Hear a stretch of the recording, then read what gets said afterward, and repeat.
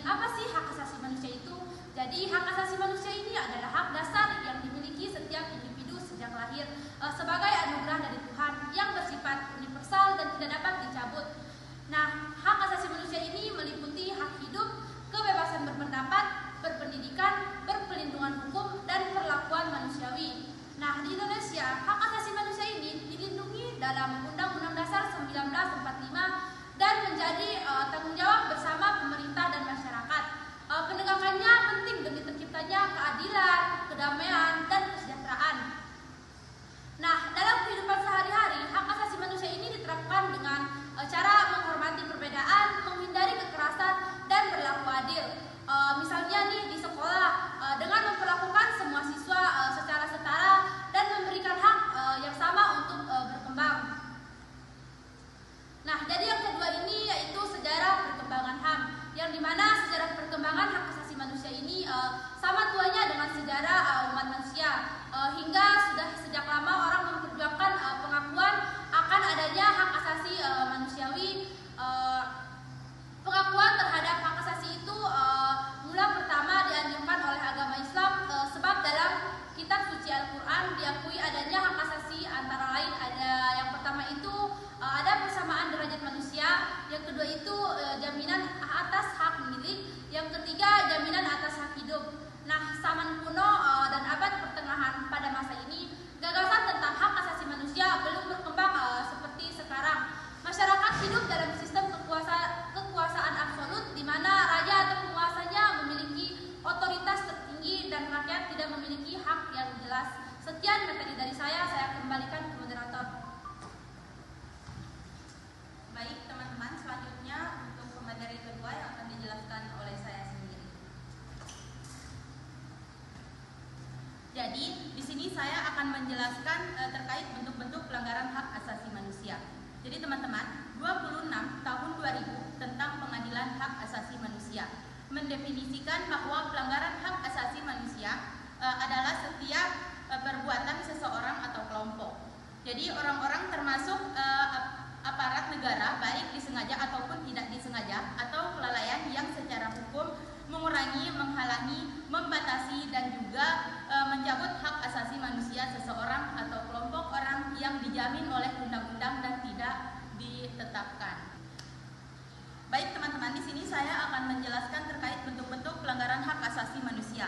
Jadi pada 26 tahun 2000 tentang pengadilan hak asasi manusia mendefinisikan bahwa pelanggaran hak asasi manusia adalah setiap perbuatan seseorang atau kelompok orang termasuk aparat negara, baik disengaja ataupun tidak disengaja, atau kelalaian yang secara hukum mengurangi, menghalangi, membatasi, atau mencabut hak asasi manusia seseorang atau kelompok yang dijamin oleh undang-undang dan tidak didapatkan atau dikhawatirkan tidak akan memperoleh penyelesaian hukum yang adil dan benar.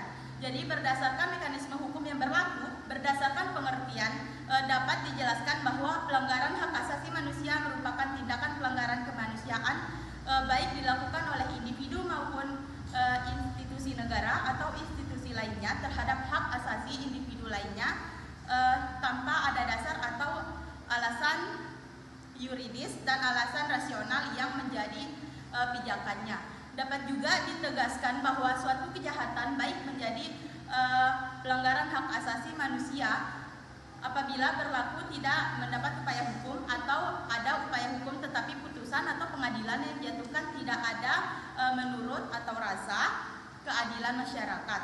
Jadi teman-teman, pelanggaran hak asasi manusia ini dikelompokkan pada dua bentuk, yaitu yang bentuk pertama yaitu pelanggaran hak asasi manusia berat dan yang kedua pelanggaran hak asasi manusia ringan.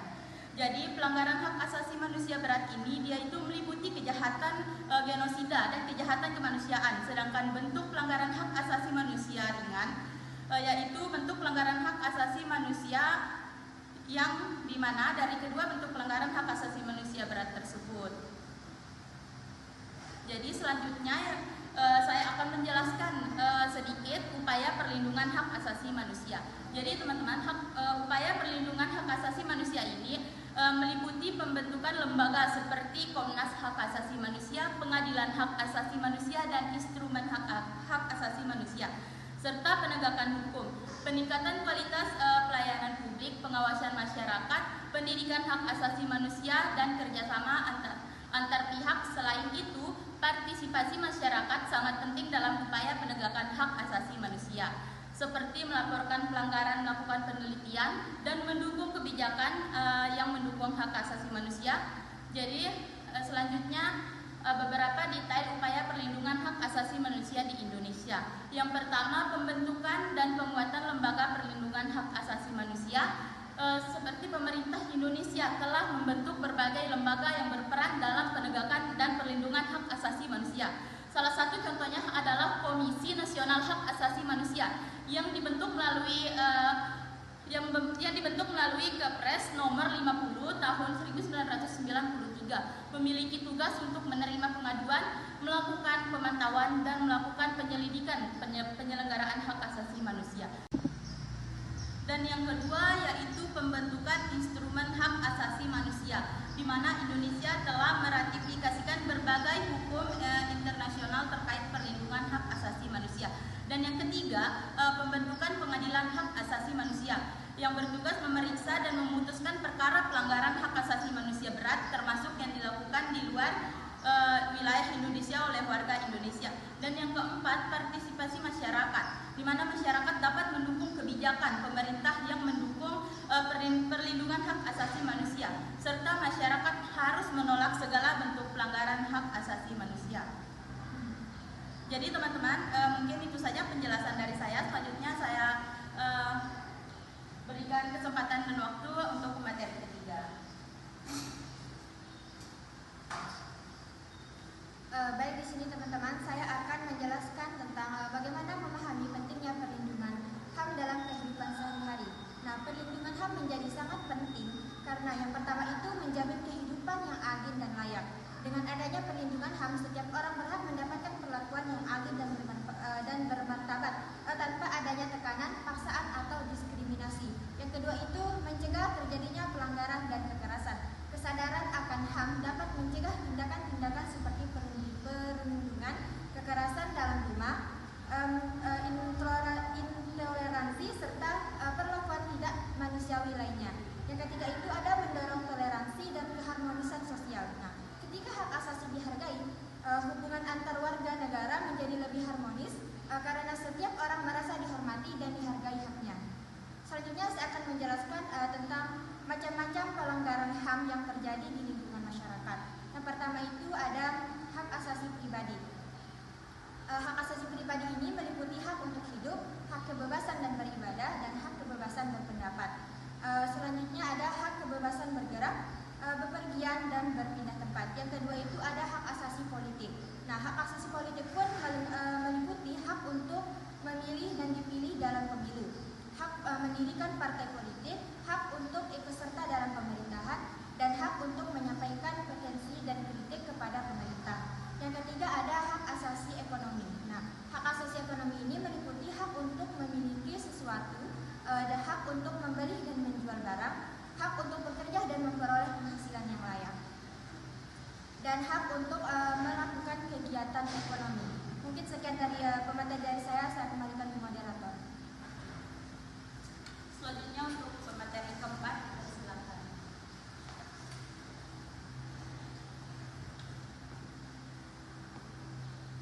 Baik, di sini saya akan menjelaskan tantangan dalam penegakan HAM. Yang pertama ada lemahnya penegakan hukum pelaku pelanggaran HAM yang sering lolos dari hukuman karena sistem hukuman yang tidak tegas dan kurangnya integrasi aparat.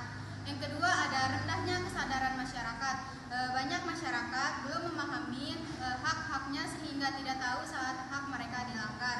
Yang ketiga ada penyalahgunaan kekuasaan.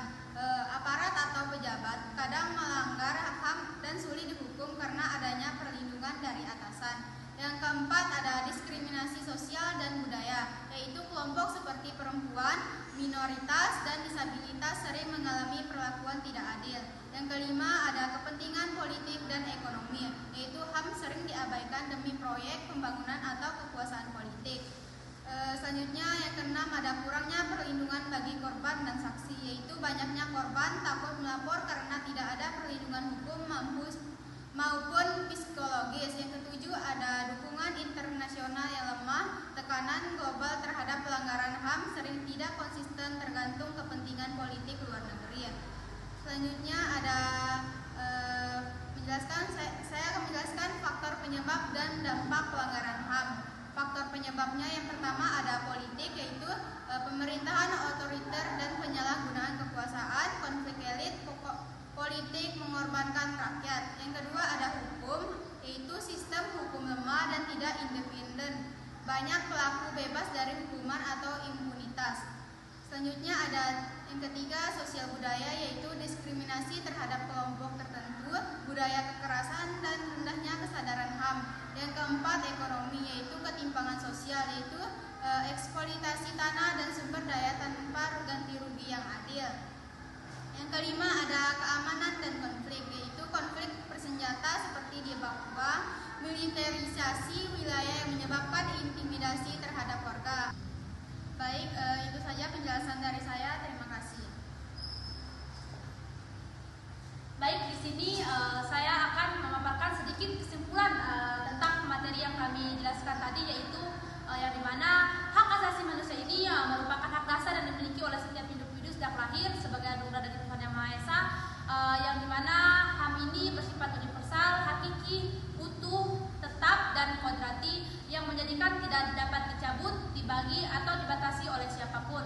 Dalam kehidupan bermasyarakat, berbangsa, dan bernegara, perlindungan dan penghormatan terhadap hak asasi manusia ini menjadi dasar penting dalam menciptakan keadilan, kesetaraan, dan perdamaian. Oleh karena itu, setiap individu dan pemerintah berkewajiban untuk menghormati, menjaga, dan menegakkan hak asasi manusia dalam setiap aspek kehidupan. Mungkin segitu saja kesimpulan dari saya. Terima kasih.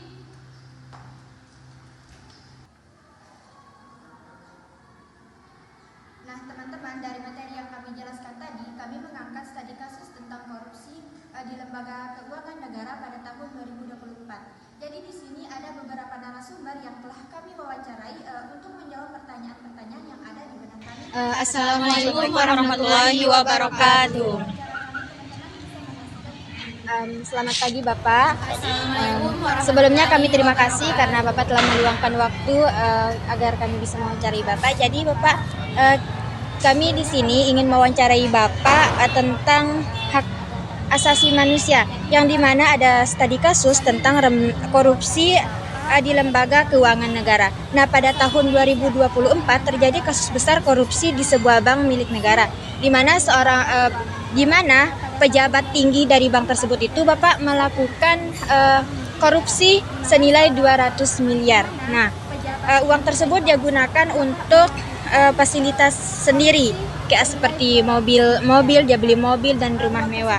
Jadi Bapak, kami di sini ingin bertanya kepada Bapak, apa sih dampak dari tindakan korupsi tersebut terhadap kepercayaan masyarakat kepada Bapak? Jadi tentu saja kepercayaan kita sebagai masyarakat tentu saja akan turun, gitu ya, baik kepada bank tersebut atau bahkan ke penegak hukum kalau tidak segera ditindaklanjuti, begitu ya. Jadi mungkin perkiraan nasabah-nasabah itu juga nanti akan mengambil uangnya, begitu ya, di bank tersebut. Jadi kira-kira seperti itulah maksudnya. Oke. Mengambil uangnya, begitu ya. Saya mau bertanya nih Bapak, ke pertanyaan kedua. Menurut Bapak, bagaimana sih seharusnya pemerintah atau lembaga hukum menindak kasus korupsi pada waktu saat ini? Jadi memang kalau kita perhatikan kasus-kasus seperti ini memang sering terjadi, begitu ya. Jadi kadang-kadang untung-untungan begitu ya. Kalau tidak untung malah ketemu, kalau beruntung tidak ketemu. Jadi praktik-praktik seperti ini kadang-kadang sering sekali terjadi di masyarakat kita juga, begitu ya. Jadi baiknya memang pertama-tama mungkin pendidikan anti korupsi itu sangat penting sekali ya. Pendidikan anti korupsi itu kita tanamkan dulu di anak-anak kita, gitu ya. Kemudian kalau sudah memang ada yang ketemu, ya tentu saja kita berharap pemerintah harus menindak tegas pelaku-pelaku yang melakukan tindakan korupsi, begitu. Jadi pada intinya untuk pencegahan mungkin perlu kita pendidikan anti korupsi. Nah, kalau sudah memang ketemu ya harus ditindak dengan tegas. Mungkin itu aja jawabannya. Terima kasih Bapak sudah Jadi mungkin teman-teman itu mungkin saja 2 studi kasus dari kelompok kami. Dinantikan 2 studi kasus lainnya di video selanjutnya. Jadi terima kasih. Itu mungkin saja 2. Terima kasih kepada kakak-kakak yang telah memberikan kesempatannya untuk diwawancarai. Di sini saya dari perwakilan dari hak asasi manusia ingin bertanya nih kakak terkait korupsi di lembaga keuangan negara. Kan pada tahun 2024 terjadi kasus besar korupsi di sebuah bank milik negara. Seorang pejabat tinggi di bank tersebut terbukti menggelapkan dana nasabah sebesar 200 miliar dengan cara memalsukan laporan keuangan. Nah, terus uang hasil korupsi tersebut digunakan untuk membeli aset pribadi seperti rumah mewah dan mobil mewah. Jadi kasus ini terbongkar setelah hasil audit internal menunjukkan adanya kejanggalan pada transaksi dan laporan keuangan selama 2 tahun terakhir. Akibat dari perbuatan tersebut, banyak nasabah kehilangan kepercayaan terhadap sistem perbankan. Bahkan beberapa dari mereka menarik dana secara besar-besaran karena takut uangnya juga akan hilang. Kasus ini pun viral di media sosial dan menuai keancaman dari masyarakat luas. Jadi saya mau bertanya nih Kak, apakah pendidikan karakter dan moral penting untuk mencegah kasus seperti ini?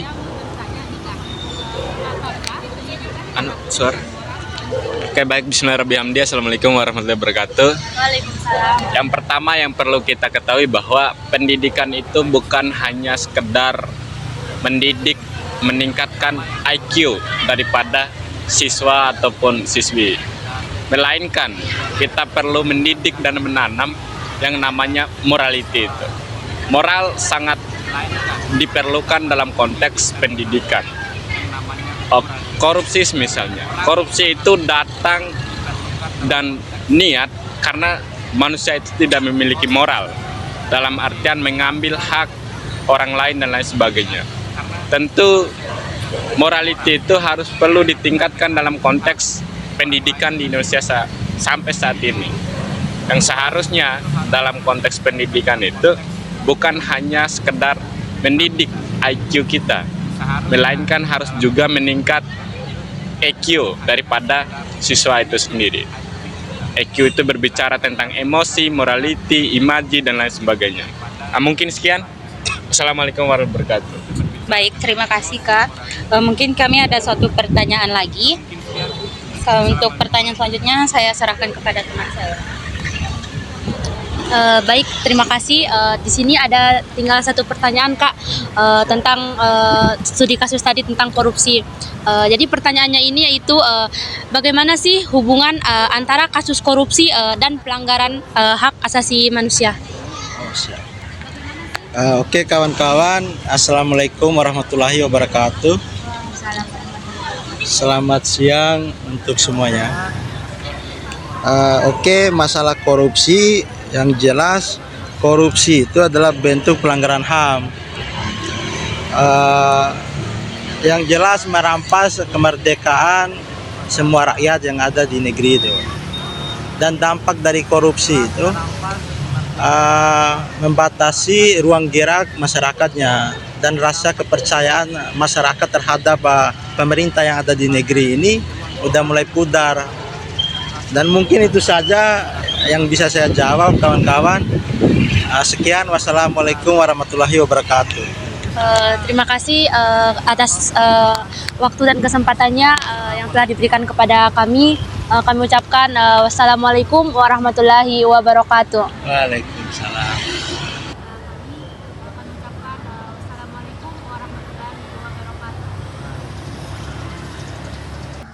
Dari hasil wawancara tersebut, kami dapat menyimpulkan bahwa kasus korupsi di Bank Negara tahun 2024 menunjukkan bahwa penyalahgunaan wewenang dapat merusak kepercayaan publik, memicu keresahan masyarakat, dan melanggar hak-hak dasar. Penanganan tegas, pengawasan ketat, dan pendidikan moral sangat diperlukan untuk mencegah kejadian serupa. Sekian. Baik, teman